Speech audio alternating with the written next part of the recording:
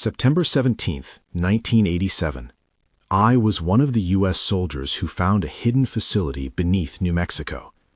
That sentence sits heavy in my chest every time I try to sleep. I'll tell you what I remember, exactly as I remember it, because the worst secret I carried wasn't the thing we found. It was the part of me that agreed to keep it. My name is Ethan Ramirez. At the time, I was a sergeant assigned to a small Army engineering detachment attached to Kirtland Air Force Base. We did structural assessments, shoring up foundations, inspecting blast doors, the kind of work that keeps concrete from becoming a danger. I'd been on deployments before, enough to know how to read a building like a person. The job was routine. That's what they told us when Colonel Marcus Hayes walked into the windowless briefing room and closed the door behind him. Hayes was the kind of officer who wore certainty like a coat, neat, buttoned, no frayed edges. He gave us coordinates, a curt wrinkle of paper with a grid and a name stamped on it, Dulce, and 3 lines of instruction. Level 1 through 4, standard structural integrity sweep. Level 5, do not enter. That last line was underlined in red. It was the tone in which orders are given when people want distance between themselves and the moral weight of what they're asking. They gave us personnel. Private Miguel Torres would handle comms and logistics. Sergeant Javier Luna ran point security. He'd been my watcher in more than one tight place. David Ortega drove the truck. Ortega had a way of making the radio static sound like a lullaby.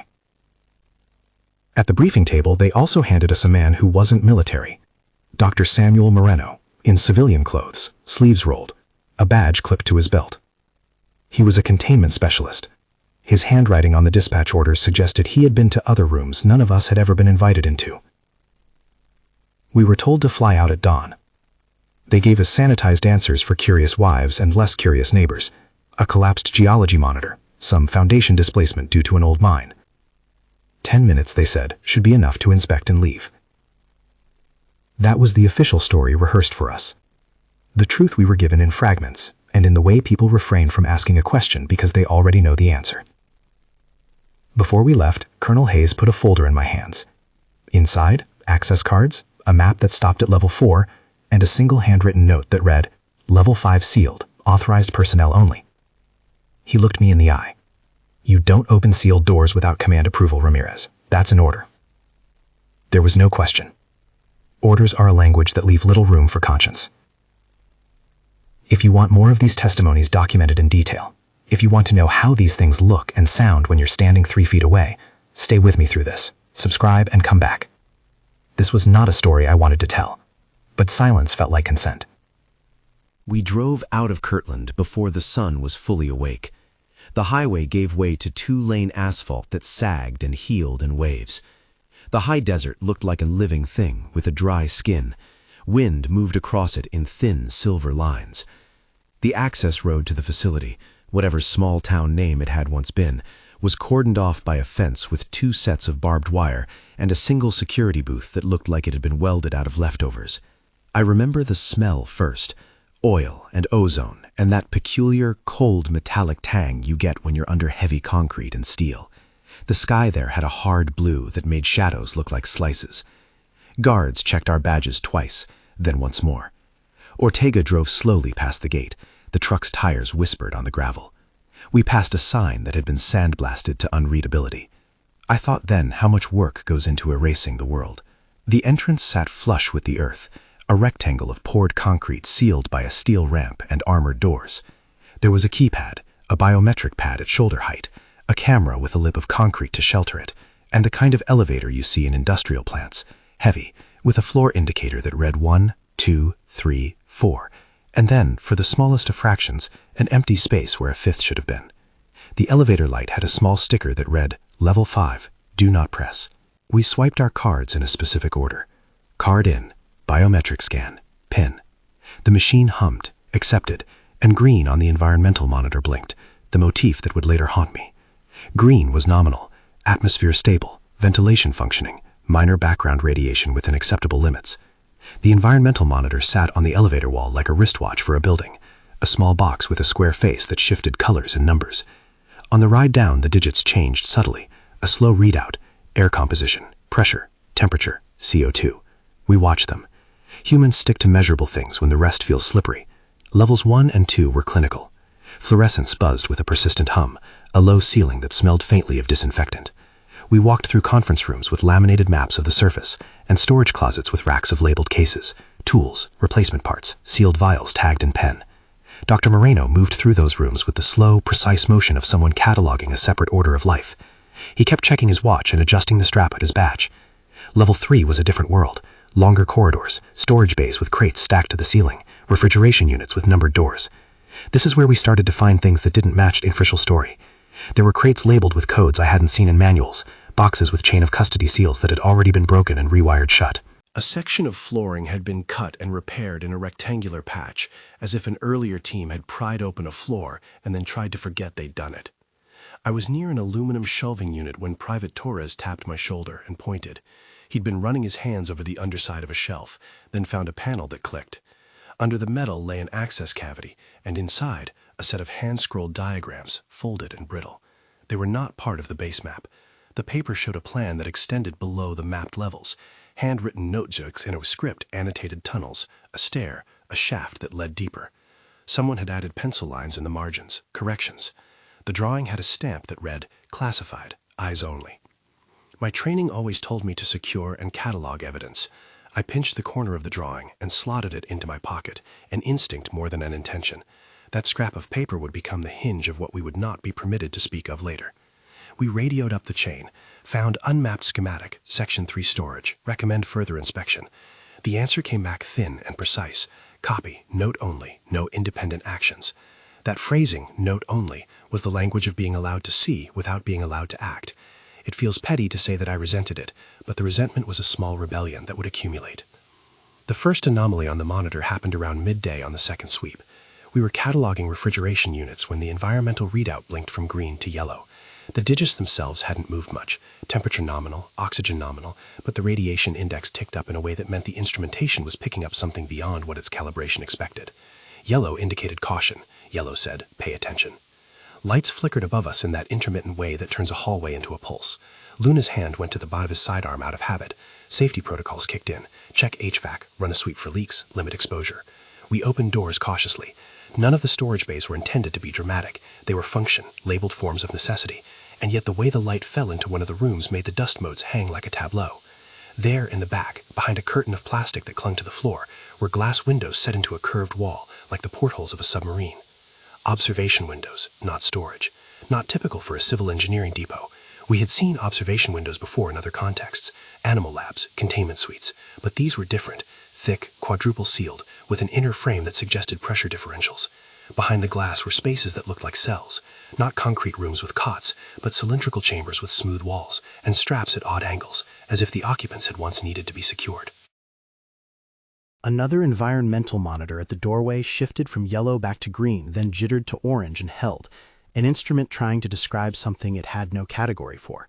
I remember standing in front of the window and thinking of the old Roswell memes folks traded at base canteens, grainy photos, rumors, toys.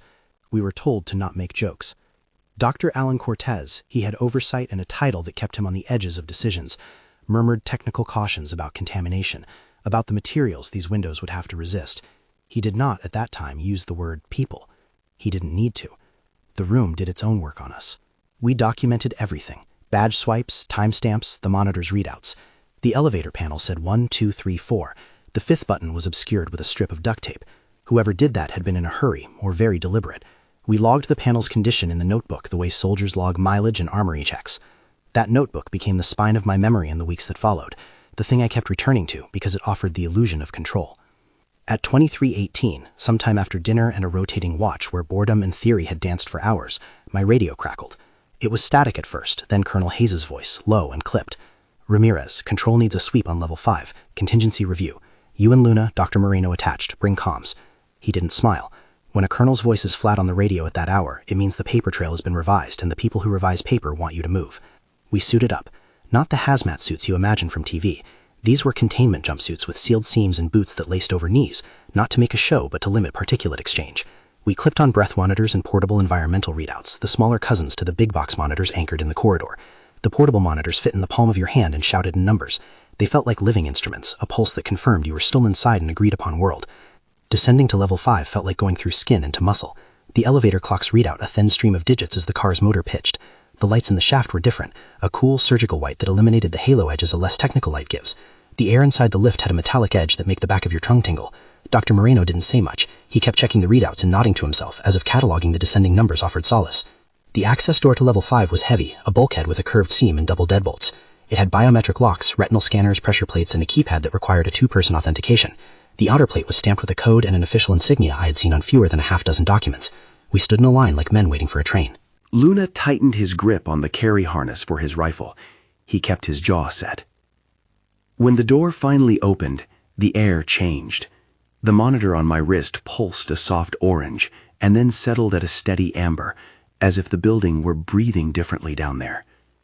The lighting inside was low and directional. It didn't illuminate so much as reveal. A corridor ran ahead with steel ribbing and suspended pipes. The walls had etchings of wear. They bore the faint fingerprints of long maintenance and recent panic. As we moved, muffled voices threaded through the hallway. Technicians and people who wore lab coats over military green. A murmur of hurried sorting. We reached a control room recessed into the corridor. The room was a nest of monitors that painted faces in its glow, rows of screens, graphs undulating, and a bank of red and green lights keeping time with beeps.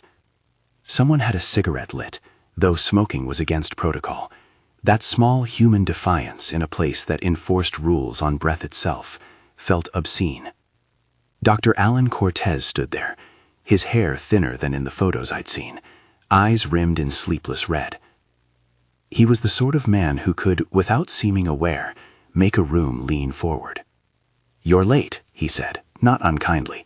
And then, "Good, we need hands." There was no small talk. Above the bank of monitors, a diagram of level 5 scrolled, a schematic with a ring of chambers around a central artery. Each chamber had a number. There was a panel where one of the chamber's indicators blinked erratically, orange, then red. The environmental monitor in the room had gone fully red in one corner, the square like a small wound. Red meant critical. Red meant that the institution would make decisions it could never speak for. They brought us to tank corridors, a series of rooms with heavy circular doors and observation ports.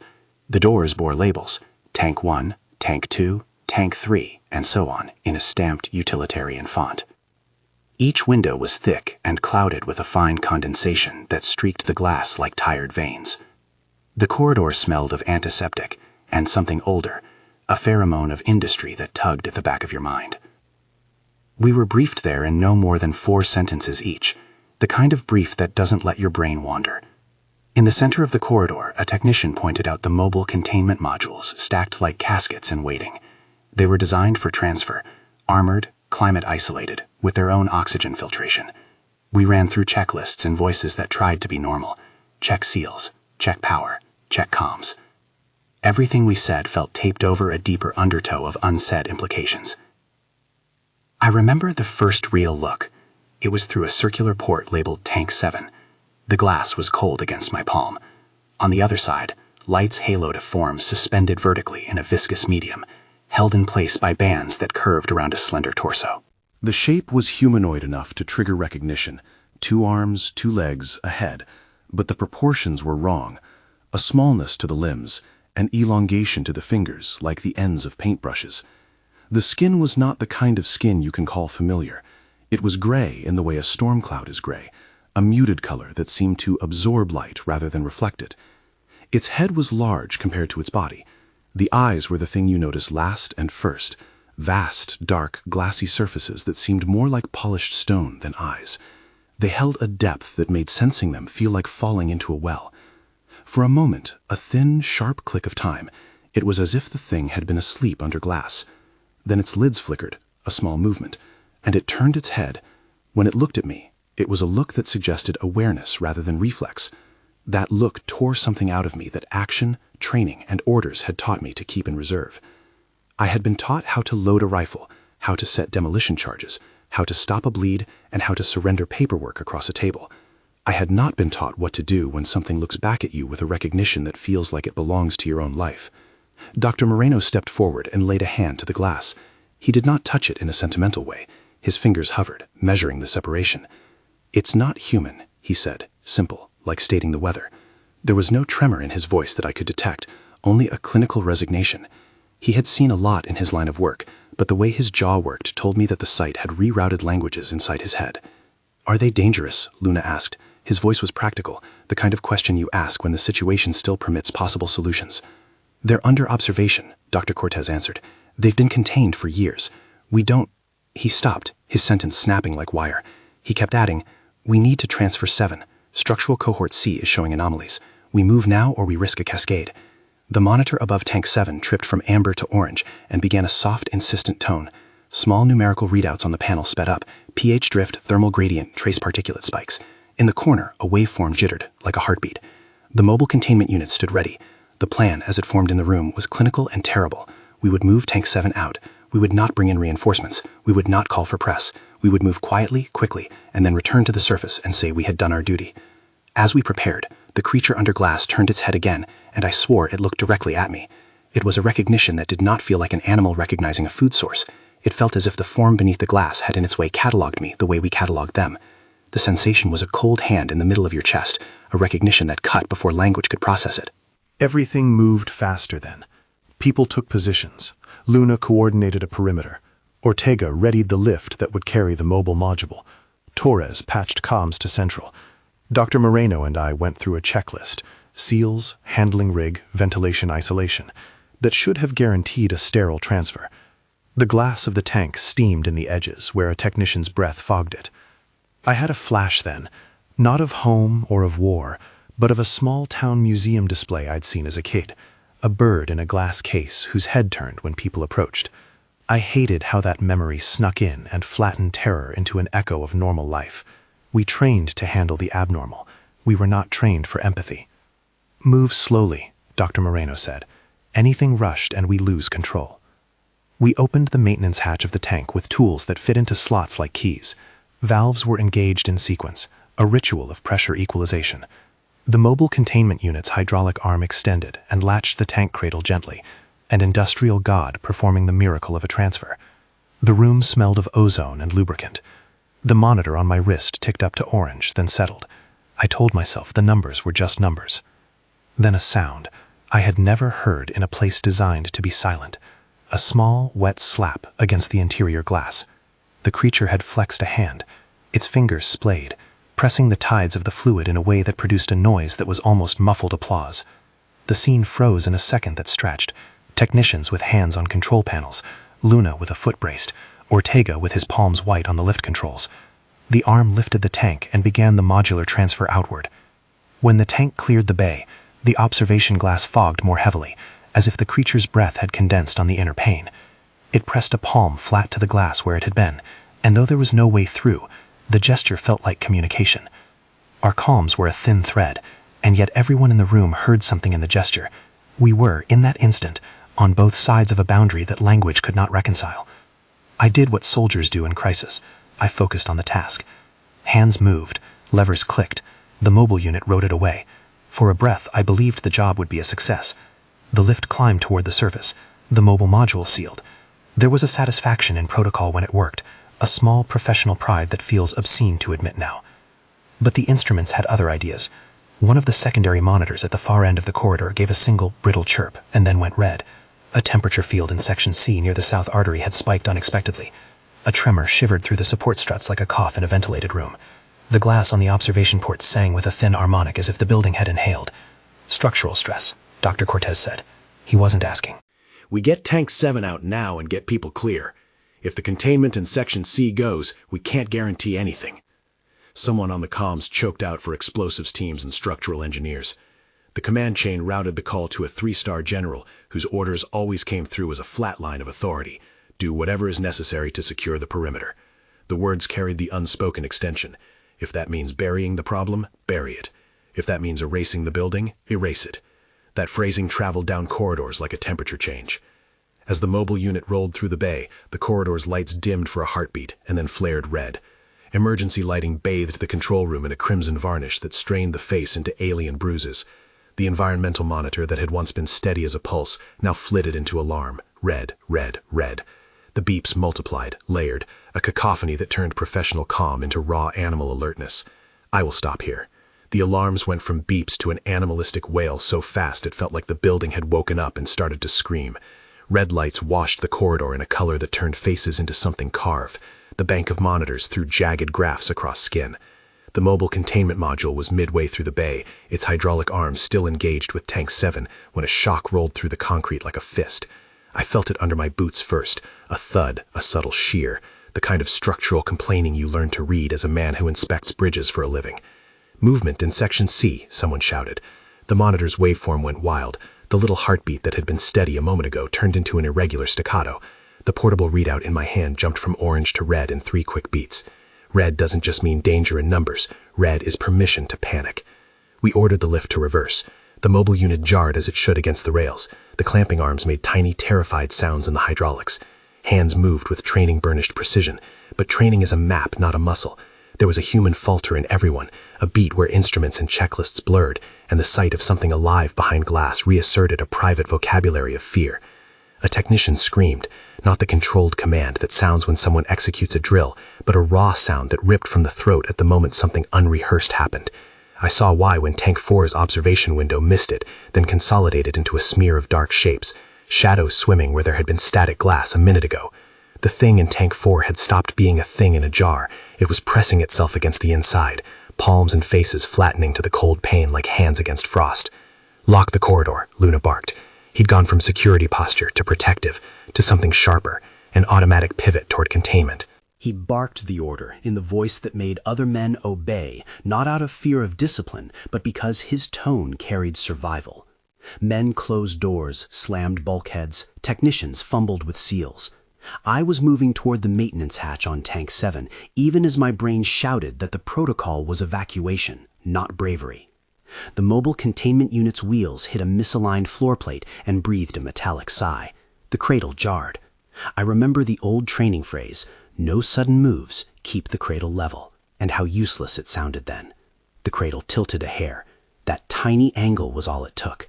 The instrument panel on the cradle flashed a single line, drift, then a cascade of warnings I'd seen only in controlled simulations: pressure differential breach, seal integrity failing, thermal rise. The containment medium inside the tank quivered like liquid in a held breath. I heard the creature within Tank 7, not a human call, not a dog bark, something in between a wet sigh and a hollow click. It pushed against its restraints with a motion both slow and terrible in its resolve. On the other side of the glass, the creature's head turned. Those eyes, the great black wells that had unnerved me at first sight, fixed on the seams of the cradle and then, impossibly, rolled and met my gaze. I felt my stomach drop out. That look was not wild. It was calculation folded into a memory shaped to the present. "Drop the cradle," Dr. Cortez snapped. He was trying to recall the tank without shoving the creature into trauma. "Stabilize the hydraulics, now!" A tech in grease-slick gloves cursed, fingers flying over a panel to release a pressure equalizer. Sparks spat in an artful, obscene shower somewhere behind the consoles. The hydraulics shuddered, then did a mechanical sigh of fake compliance. For a second, and only a second, everything stilled enough for me to convince myself we were in control again. Then, Tank 4 burst. The sound was not like a shattering. It was a low, unshuttered moan that telescoped into the hallway, as if the building itself had expelled a lung. The observation port on Tank 4 yielded to pressure, and a wet, cold fog skittered across the corridor floor. Something small and lifeless slid the remaining distance between the tank and the corridor, like oil slipping under a door. It didn't run, it slinked.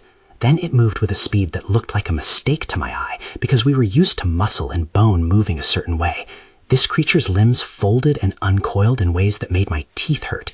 In the fluorescent bleed of that brief light, it was neither gray nor quite any color I had a name for. It was the color of a stone taken from deep riverbeds and polished by time. A figure in lab gear, I still can't reconcile his face in my head without the halo of panic around it, flung himself toward the corridor and was met by the thing the way a man meets a rail. Luna's hand was a blur, his rifle raised with practiced calm that belied the panic. He fired.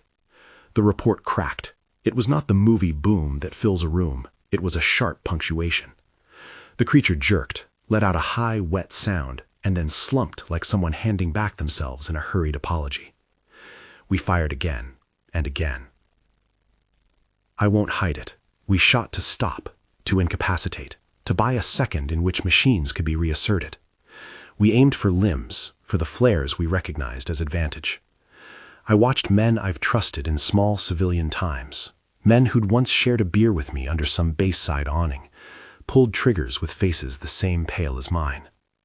A voice in my head kept asking what we saw in those eyes. What code of recognition had the thing given me before we turned to trauma? Each recoil of the rifle made something inside me heavier. Then, amid the gunfire and the alarm noises, a deeper groan went through the building. It was not a human noise. It was the sound of metal that was not meant to bend doing so. A support strut in the southern artery, the one Dr. Cortez had been eyeing, sheared on a stress point. The corridor shivered and buckled. A dust mote storm erupted, and the lights chrome-skated to a dying flicker. The mobile module, already compromised, slid on an unlevel patch and nosed into a conduit. A technician screamed, a flat sound like a radio light burning out. Something in Tank 7's containment medium boiled, not in temperature but in the agitation of particles, and a faint luminescent mist started to separate along the inner seams of the tank. I couldn't name why my hands tightened into fists. My instruments, the little boxes we trusted with our lives that night, went from red to a flashing, insistent pattern that meant multiple system failures. "Get the people out," someone shouted.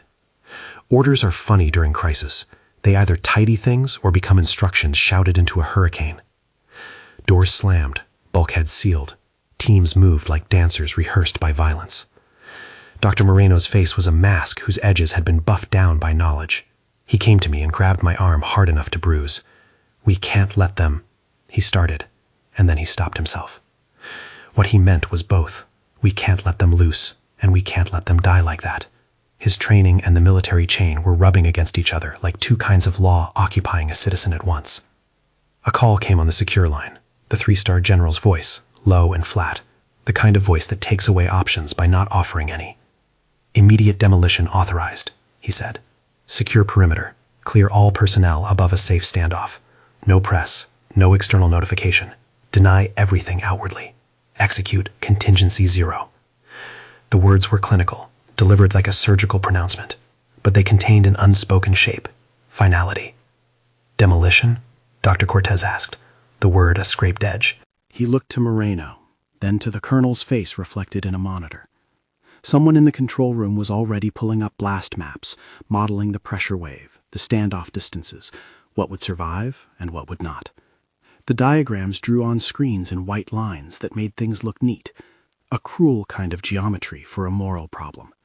"Demolish the facility," Colonel Hayes ordered over the speaker after the general's line had cut off, all the certainty returning to his voice as if he'd put on his coat again. "Guarantee containment. If we have to remove the building to remove the threat, that's what we do." I remember the way Dr. Moreno looked at me then, not pleading, not commanding, but cataloging the moral temperature of the room. "You can't just destroy living beings," he said, the words small and terrible. "We have obligation." Obligation, the 3-star's voice would later write in my debrief as mission priority, and so one language's obligation became another's priority. There was a moment, a sliver of air, in which time seemed to offer us a choice. We could attempt a full transfer out across an increasingly compromised infrastructure. We could try to seal off Section C and subdue what was loose, or we could take the cold, surgical answer offered by the uniformed voice at the end of the secure line and render the problem inert. The military option was final, and there was comfort to it, in the same way there is comfort to anesthetic. It ended conflict by erasing the battlefield. I had a tool in my hand. My job as an engineering sergeant had been, in other times, to calculate how to keep things standing, not how to bring them down. They handed me charge placement drawings later, the kind of white-on-black diagrams that reduce destruction to angles and friction coefficients. I kept those diagrams in my head like a ledger of what we were about to do. Part of me, absurdly, thought of my civilian years of checking foundations and wondered how the math of collapse could be turned into an act of closure. But before demolition teams could wire the last arrays, and while we still had people inside that building, the breach got worse. A team sealing an auxiliary door near Section B was pinned when a door jammed and then exploded outward as a specimen used its considerable strength to rip at the metal. We lost 2 people in that moment, technicians whose names are nailed to the memory, and the mortar silence afterwards was a kind of shock that reverberated into everything. Their screams were still in my ears when the order to set explosive charges came through. I can't unmake what went through my hands. I can only tell you what the work was like. Setting charges is, at its technical core, a series of calculations. Placement to ensure progressive collapse, circuiting to detonate simultaneously, shrapnel mitigation for whatever you care to save. You learn to be precise, because precision is where fewer lives are wasted. That night, precision was a small mercy in a house of horrors. We wired demolition in the skeleton of the building, load points at stress nodes, charges placed to sever support beams. I felt the weight of each charge like a small, guilty stone. At the command, we evacuated the final personnel. The mobile containment module that carried Tank 7 rolled out and into the lift. Some of us rode with it to the surface, driven by a professional duty to ensure it left on schedule. The lift climbed slowly, the indicator ticking as if it were a heart counting beats. I looked back at the monitors, then through the small security windows into the inner corridors. The gleam of the observation ports, the fogging, the shape of hands pressed to glass. Those images are burned into me like a brand.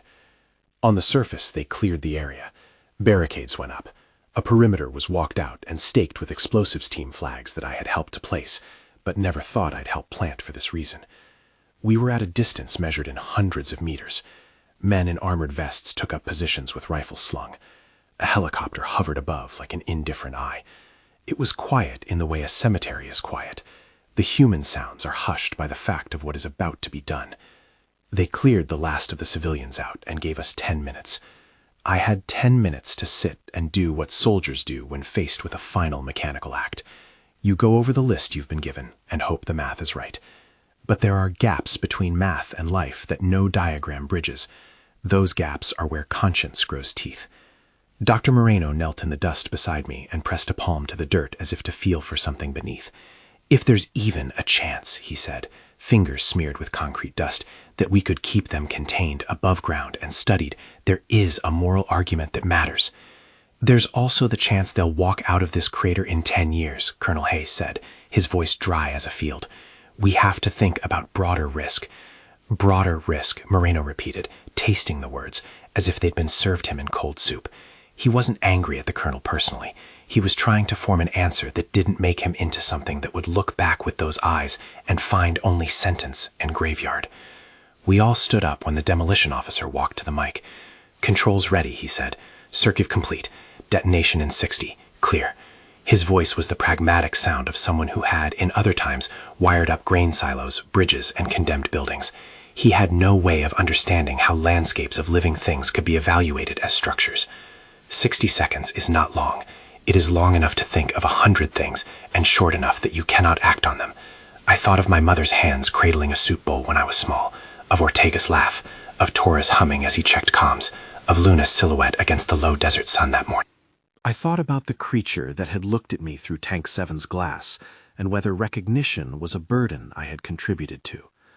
My hands shook, but I finished checking the harnesses I'd been assigned to ensure my team could move if evacuation failed. We were told to move back to the marked standoff line and take cover in vehicles.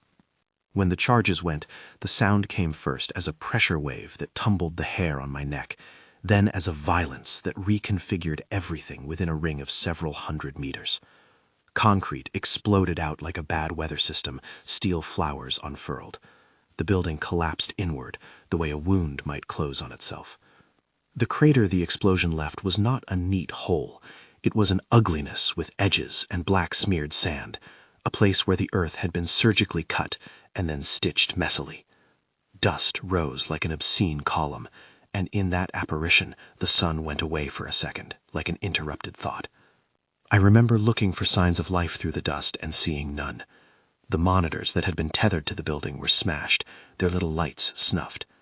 Men moved quietly in the aftermath, the way units move in the seconds after something they don't want to talk about has been done. Bodies were called in, names read, times logged. We wrote the words on forms and put them in envelopes. Paper is a strange finality. it transforms grief into bureaucracy.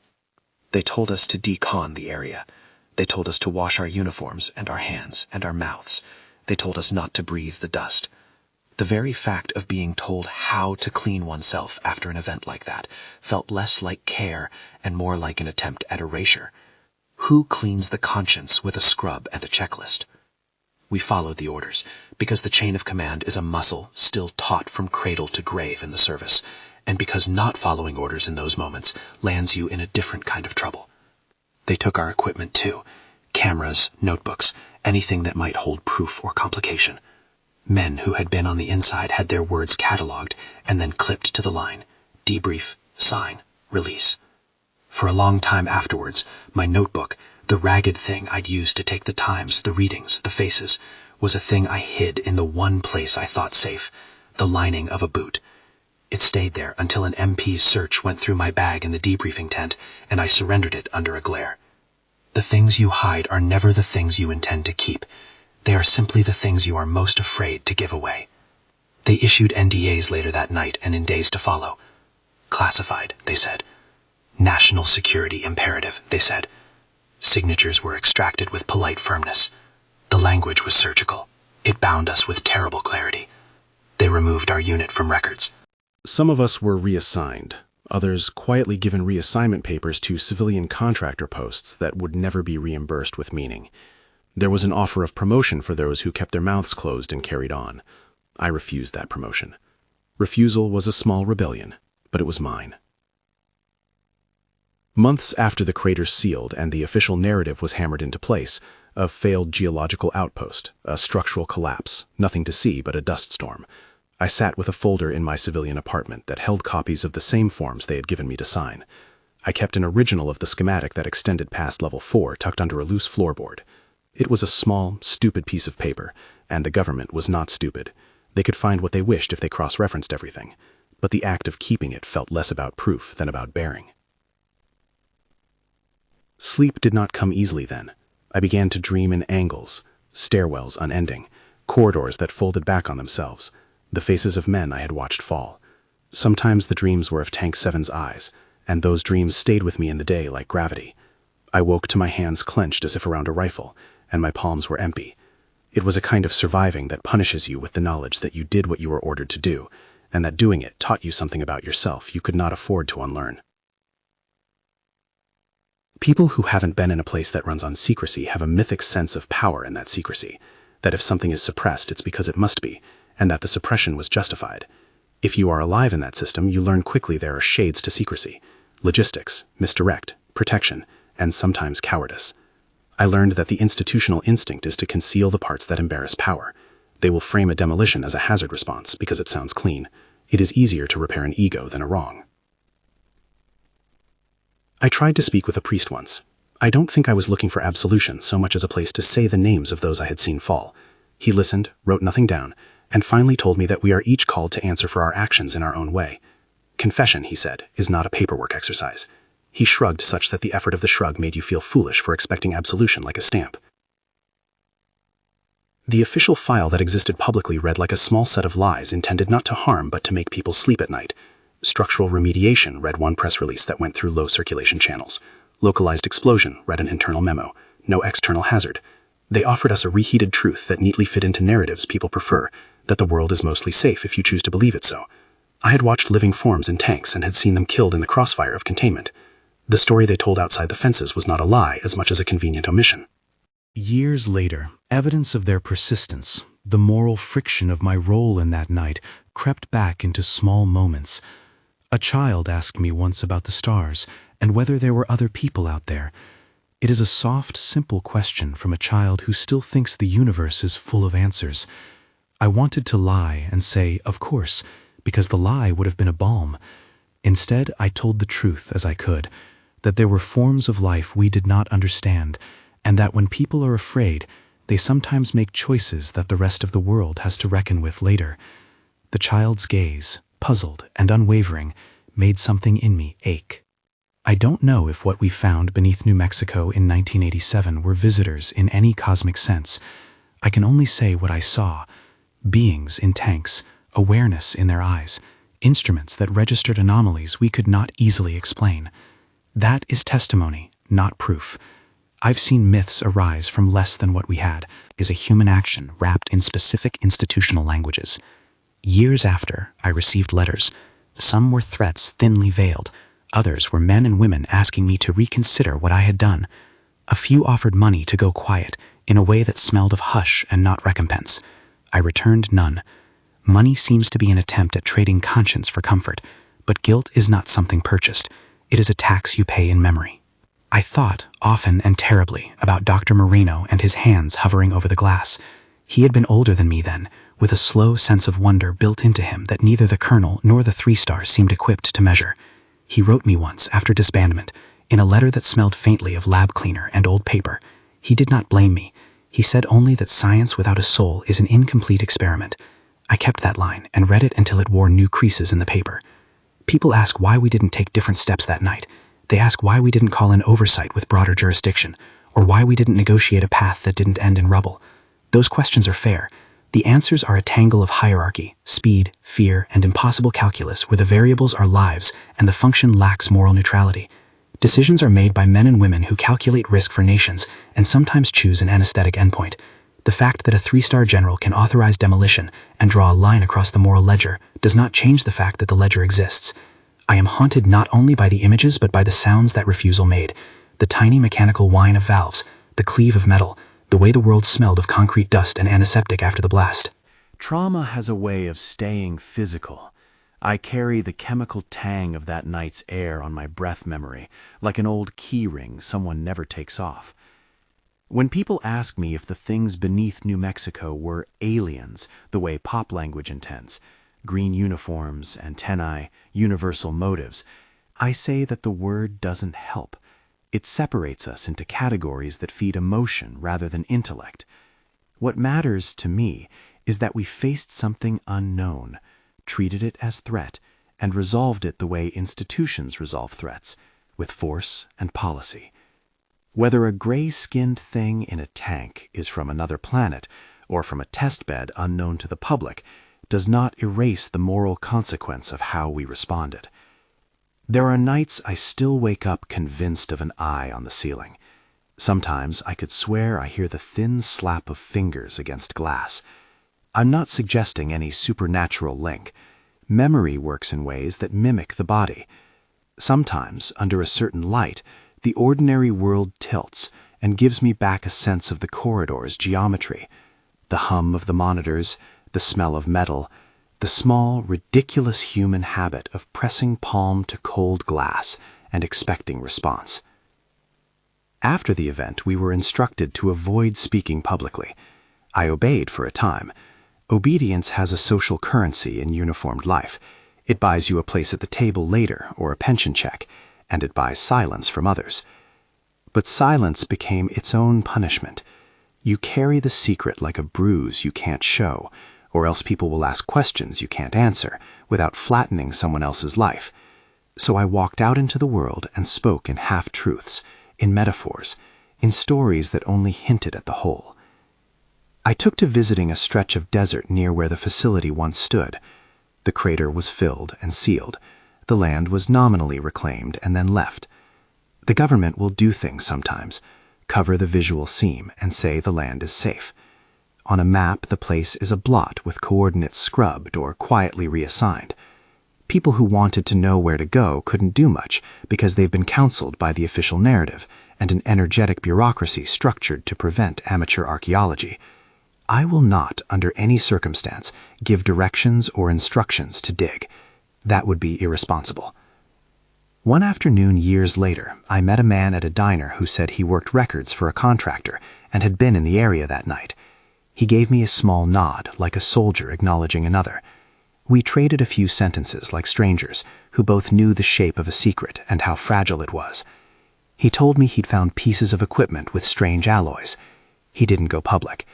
He had, like many others, been offered a trade-off, a comfortable silence for peace of mind. He took the peace of mind and seemed to carry it as if it were a light. I tried for a while to forget.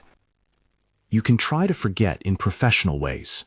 Drink less, throw yourself into work, refashion your life into tasks that require concentration, and in religious ways, prayer, confessions, attending services, and in private ways, visiting a child, learning to garden.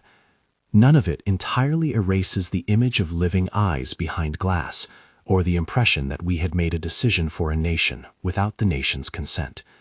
The choice to destroy is not only about removing a physical threat, it's about deciding what a society values when it is afraid. Why tell this story now? Why return to the memory of September 17, 1987, after years of living with it at a bone-deep level? Part of me is driven by a simple human urge to unburden. Secrets weigh, they press. Another part is driven by a belief that testimony matters. Institutions can lie to lenses and papers, but a voiced memory is harder to erase. I have nothing to gain personally from telling this, except to give form to my guilt and to ask a better question than, did we encounter aliens? I want to ask, what were we willing to do to what we did not understand, and what does that say about us? There are people who will read this and call me a liar, a fantasist, or worse. There are people who will call me a hero or a whistleblower. Labels are not my concern. My concern is the small human fact that I saw minds pressed to glass and that we chose destruction rather than a long, painful attempt at mercy. I do not know if mercy would have worked. I do know we chose a different vocabulary for dealing with life we couldn't categorize. Sometimes I think about the possibility that something survived the blast in a way that is darker and more complicated than the mythologies of invasion. Maybe a fragment of intelligence burrowed deeper, waiting in a pocket of undergroundness that our charges didn't reach. Maybe, as the years go by, something has adapted in the dark. Maybe not. I carry that uncertainty like a stone in my gut, unlikelier and more terrifying for its vagueness. The right phrase in the end is, I don't know. That sentence has weight. The crater became a scar on the desert's face, and then, with time and wind, merely a contour on a map few bothered to notice. Official records moved on. The men who died were recorded in internal logs and then on family memos. My unit disbanded. Some of my comrades found work in private industry. Others vanished into contractor roles that left them wandering bases without the camaraderie we'd had before. I moved away from military life. There are nights I wonder whether leaving was a blessing or a sentence. If there is a lesson I would offer that isn't wrapped in the politics of secrecy or metaphysics of otherworldly visitors, it's this. Human institutions are fallible, and when they are afraid, their decisions will reflect that fear. A nation's security apparatus treats risk as a calculus, but moral questions refuse calculus. Someone has to ask the hard question, is containment worth destruction? And when the answer is given behind closed doors, we accept that the answer will be partial and operational, shaped by fear and by the need for finality. I tell you this because it matters that witnesses speak, not to inflame or to settle folklore, but so that the small human truths inside these events are not lost. I say again, U.S. soldiers found a hidden facility beneath New Mexico in 1987. We were there, and we acted in the context of orders and the logic of containment. I refuse to dress our actions in the heroic.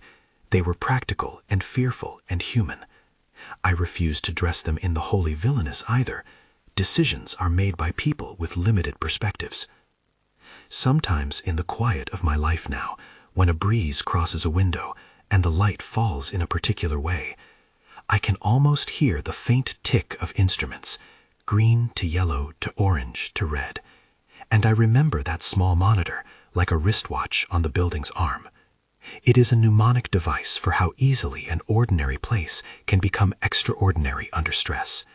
It is a reminder that we live inside systems that sometimes make decisions we would not make if we had full moral sight.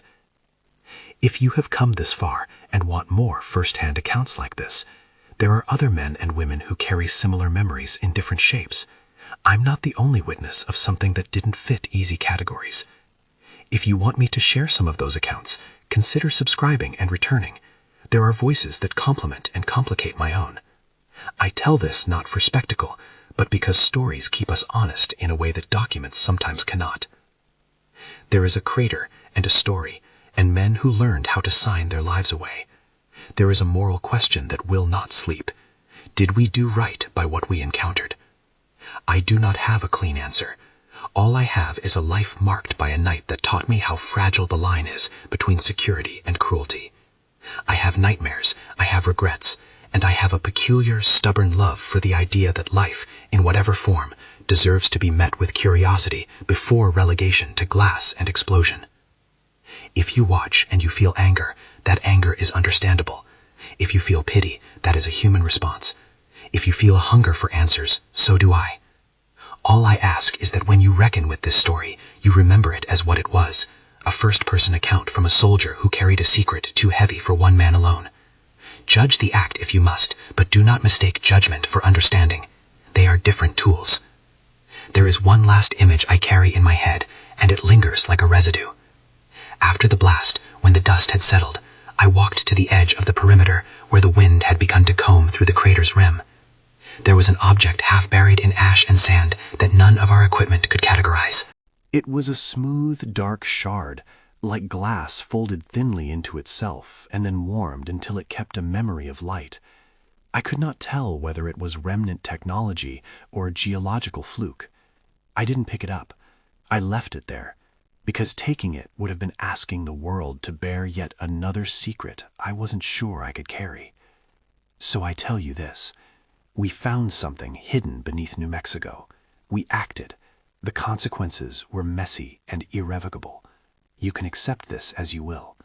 My hope is that by telling the truth of my experience, the sounds, the instruments, the faces, the moral thrash, someone else will think twice before offering finality as the first solution to an unknown intelligence. If this account moved you, if you want to hear other testimonies or dive deeper into the records and interviews related to similar events, consider watching the companion interviews we've compiled. Share this with someone who cares about how institutions make choices under pressure. And if you think there's a question I didn't answer, or one I should explore further, leave a comment. I will read them. I cannot promise another telling, but I will promise honesty to the best of my memory.